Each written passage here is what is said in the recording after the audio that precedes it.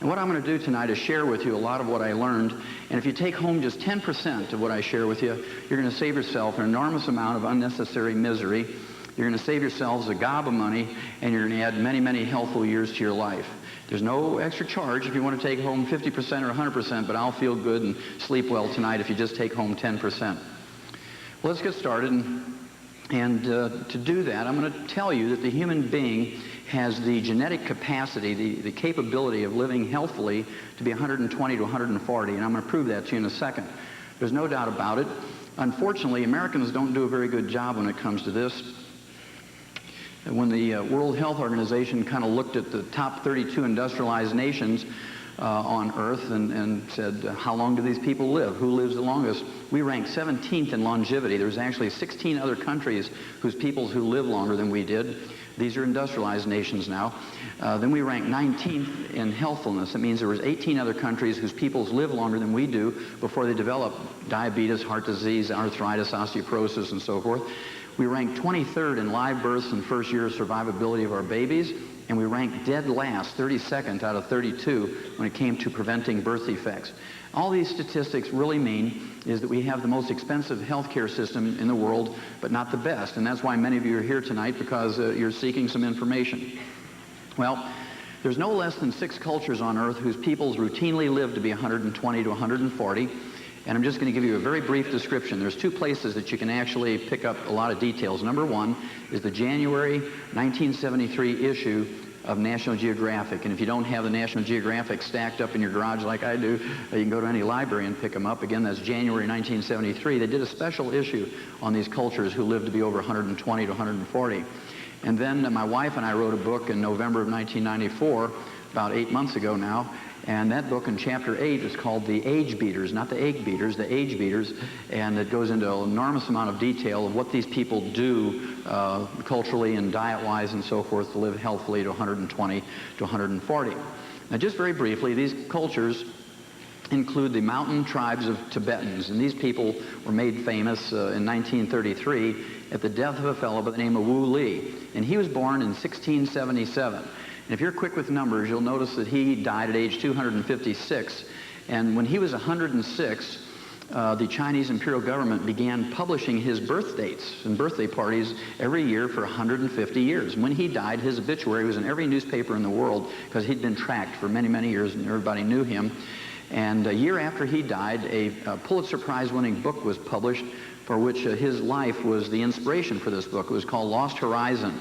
And many of you will recall that story in that book. It talked about the Valley of Shangri-La, where people could live to be over 200 if they led a good Christian life and in fact, it was a humble agrarian, farmed and gardened, and they shunned the evil and the violence of the outside world. They could live to be over 200. And so if you haven't read that book, I'd urge you to do it. And then about 3 years later, they made it into a black and white movie. Again, his life was the inspiration for that movie. And if you have access to a Blockbuster video store, you can actually rent that original movie, Lost Horizon. Then what is now eastern Pakistan, the Hunzas are legendary for living healthily to be over 120. And if you've hung around health food stores and read alternative health literature and nutrition literature for years, you run into the name of the Hunzas. They've been held up as being very healthful and long-lived people for over 50 years. And then during the 1970s, Dannon Yogurt made the Russian Georgians famous. Some of you remember that ad. Prior to this ad, nobody could spell yogurt in America, and afterwards, of course, everybody wanted it. This is where a 140-year-old guy from Russian Georgia wore a uniform from the Crimea War, a war that took place 120 years previous, had all his medals, held up a big saber in one hand and had a cup of Dannon Yogurt in the other hand, smiled a lot and waved it around. You're supposed to believe that it was Dannon Yogurt that made him live to be 140. It was a very impressive ad because he had his son standing next to him who was 120, and his grandson who was 100, and his great-grandson who was 80, and so forth. So it was a very believable ad. Then after the breakup of the Soviet Union a few years ago, we began learning about other cultures in that same mountain range, the Caucasus Mountains, the Azerbaijanis, Abkhazians, Turkestanis, and the Russians studied all of these people for some 70 years and literally wrote thousands of scientific papers on their physical exams and their diets and blood tests and hair analysis, trying to figure out what it was that made these people special, because they were different races, different religions, but they had the common denominator of health and longevity. Then in the Western Hemisphere, We actually have two peoples that are famous for longevity. Both are in the Andes Mountains, the Vilcabamba Indians in the Andes Mountains of Ecuador, and in southeastern Peru, just east of the Peruvian city, the Aztec city of Machu Picchu, the Titicacas. I just like them because it's a fun name, the Titicacas. I mean, as an adult, how often can you say that and get away with it? We need 60 minerals, 16 vitamins, 12 essential amino acids, and 3 essential fatty acids. And fortunately for human beings, over the thousands of years we've been around, we haven't had to think too much about the vitamins, amino acids, and fatty acids because our food crops have been able to take energy from the sun, use chlorophyll through the photosynthesis process, and manufacture carbon chains, which included vitamins, amino acids, and fatty acids. And of course, theoretically, you can get all the vitamins and amino acids and fatty acids you need from your grains and fruits and vegetables, although you have to eat 6 cups of 15 different plant foods every day to get enough vitamins, amino acids, and fatty acids. In other words, 6 times 15, 6 cups times 15 different plants, that's 90 cups of fruits and vegetables a day. I mean, even if you had the belly capacity to do that, you'd be in the bathroom running through rolls of Charmin tissue all day from that much fruit, right? Now, so it is theoretically possible to get your vitamins, amino acids, and fatty acids from grains, fruits, and vegetables, but not really practical. And of course, most people in America, they eat potato buds out of a Betty Crocker box, and I'm coming here from Idaho, you know about potato buds, and they think they're getting a vegetable. They say, oh, I eat vegetables, I had the potato buds today. Then, of course, there was Wonder Bread. Remember back 50 years ago when I was growing up on the farm, we didn't have TV, and we didn't even have dryers that went round and round to entertain ourselves. So we always listened to the radio, things like the Green Hornet and Captain Midnight and Inner Sanctum, and we'd make jelly sandwiches listening to these things with Wonder Bread. And I studied that Wonder Bread wrapper. I mean, I could tell you how many blue balloons there was, red, yellow, and so forth. And on the wrapper it said, helps build your body 12 ways. And about 10 years later, the FDA made them change it to help build your body 8 ways. Now, if you go into a grocery store and study the Wonder Bread wrapper, it just says Wonder Bread. They made them take it all off of there, and you wonder what's in it.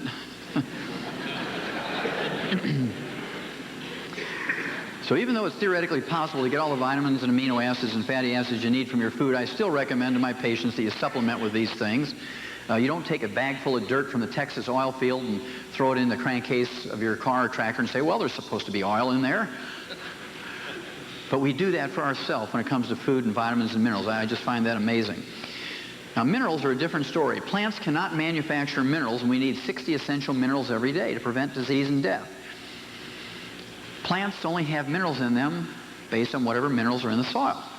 And that's why we're in trouble in America, because for the last 100 years, and I know I did on our farm, and I'm assuming most people do on their farm, we used a very simple fertilizer called NPK, because back then, for 25 bucks an acre, it would give us the maximum yield in terms of tons and bushels per acre, and nobody paid us a cash incentive or gave us a tax incentive to make sure we had 60 minerals in the soil and therefore in our food plants.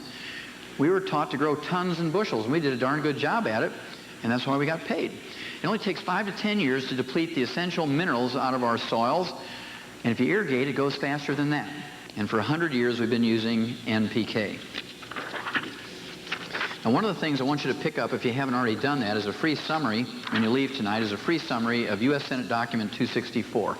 U.S. Senate Document 264 says there's no more nutritional minerals left in our farm and range soils, and as a result, the crops that are grown there are minerally deficient.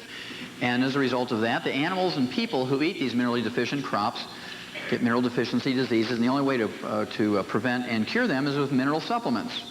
Now, the scary thing to me about U.S. Senate Document 264 is it was written and published by the U.S. Senate in 1936. 59 years ago, this information was known. Did anybody ever give it to you before? No. And that's the time at which in agriculture we started putting vitamins and minerals and trace minerals into animal feeds, 1936. In humans, unfortunately for us, we got wonder drugs. This is when we got penicillin, sulfa drugs, and prednisone. Doctors said, we don't need to know about that nutrition stuff. People get sick. We give them some wonder drugs and cure them. U.S. Senate Document 264. If you write Science Diet dog food in Topeka, Kansas, manufactured by Hill Packing Company, and ask them how many minerals are in Science Diet dog food, they'll proudly write you back and say, well, there's 40 in there, and they always include chromium, vanadium, lithium, and selenium. And then you write Checkerboard Square, St. Louis, Ralston Purina, and say, hey, how many minerals are in laboratory rat pellets? Well, we put 28 in there. Unless a researcher wants more or less, we can do that. And we always include chromium, vanadium, lithium, and selenium. And I'll give anybody in this audience a crisp new $100 bill if you can find me a human infant formula off the shelf of a grocery store or a pharmacy that has more than 12 minerals. None of them contain chromium, vanadium, or lithium, and only one, Pro-Soybe, the one that has 12, has selenium in it. None of the rest do. And you might have 11 or 10 or 9 minerals in there, depending on which one you choose arbitrarily off the shelf. So our dogs get 40 minerals, our rats get 28, and our own kids get 12 or less. Is it any wonder our society is beginning to crumble? Now, if I've convinced you that being responsible for taking these 90 essential nutrients is your responsibility, you do have to learn this last piece of information. There are 3 types of minerals. Number 1 is metallic. These are things like ground up rocks, limestone, tongues, clays, dolomite, oyster shell, eggshell, seabed minerals of all kinds, sea minerals, things like minerals from the Great Salt Lake and the ocean and stuff like that, Celtic salts. These things are only 8 to 12% available to little kids when you're under age 30, young people. They have a pretty good digestive system. We're not designed to eat rocks or metallic minerals or soil or clay or dirt. When you hit 40 or 50, when you hit that big 40 or 50, people dread those ages because you start getting those aches and pains and your hair turns gray and your teeth get loose and your blood pressure goes up. You start getting diabetes and all these problems. That's because your ability to absorb metallic minerals drops down to 3 to 5%. It's a precipitous drop because you have a physiology change. And about a year ago, a guy jumps up in the back of the room in Grand Rapids, Michigan, where I was giving a lecture like this, and he says, "Hey, Doc, now I know what I see in my porta potty business." I said, "What on earth do you see in your porta potty business?" He said, "Well, every time we clean those things out and hose them down and disinfect them to reuse them again, we find hundreds and hundreds of vitamin pills that come through people." I said, "Come on now, how do you know they're vitamin pills?" He said, "Oh, that's easy. They say Theragram M, Centrum, Centrum Silver, and one a day right on the coating." So next time you're on the pot and you hear plop, plop, fizz, fizz, you know what it is coming through there.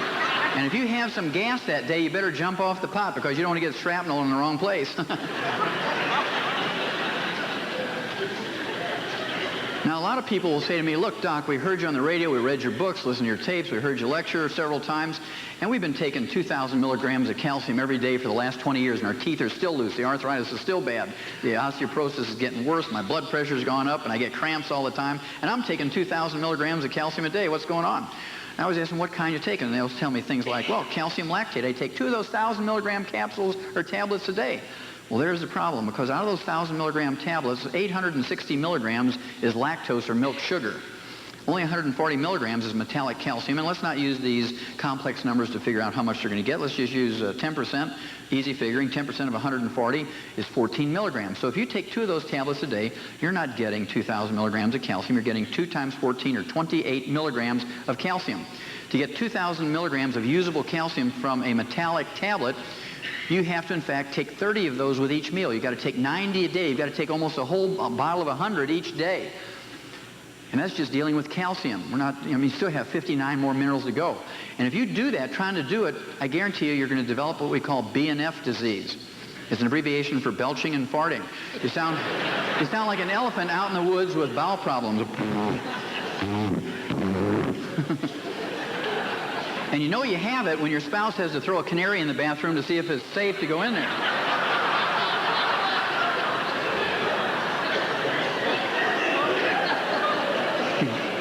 You know what I'm talking about.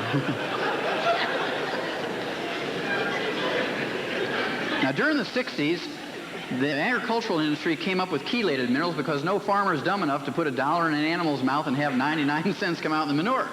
So we learned by putting amino acids, proteins, and enzymes around the metallic atom that we could increase the absorbability to 40%. It was a major breakthrough in mineral nutrition, and the health food industry jumped in there. And so if you look at multivitamin mineral tablets today, you'll see a mix of metallic minerals and chelated minerals.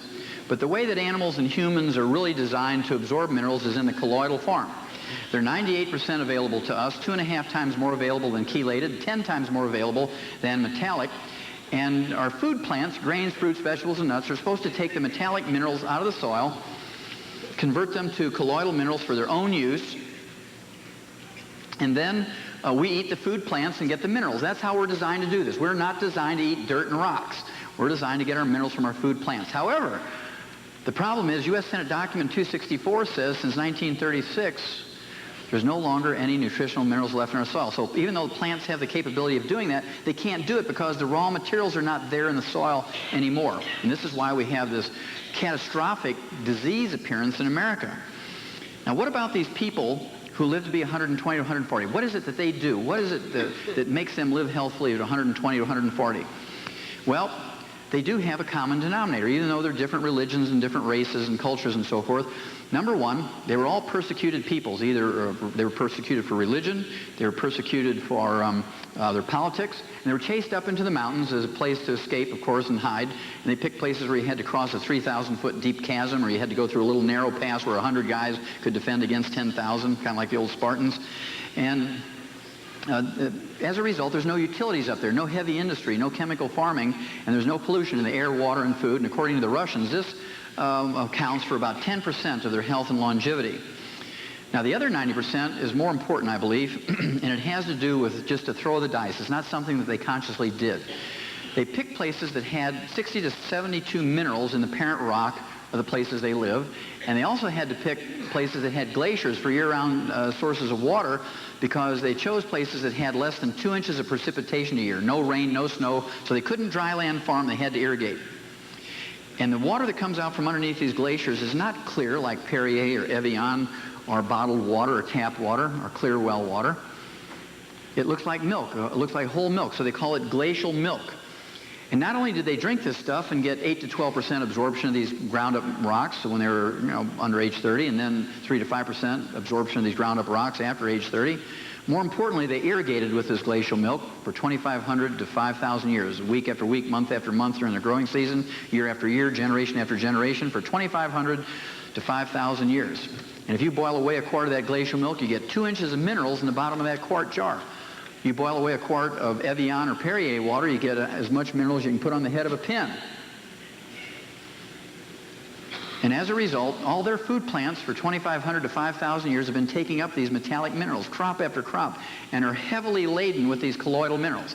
By eating these food plants that are rich with these colloidal minerals, these people do not have diabetes, they don't have cancer, they don't have arthritis, osteoporosis, high blood pressure, they don't get cataracts, they don't have any birth defects, they don't have jails full of violent criminals and drug addicts. They don't have a single clinic, hospital, or doctor amongst them. They don't have insurance amongst them. They don't have any taxes, simply because they have the raw materials that it takes to maintain and take care of their bodies and repair their bodies.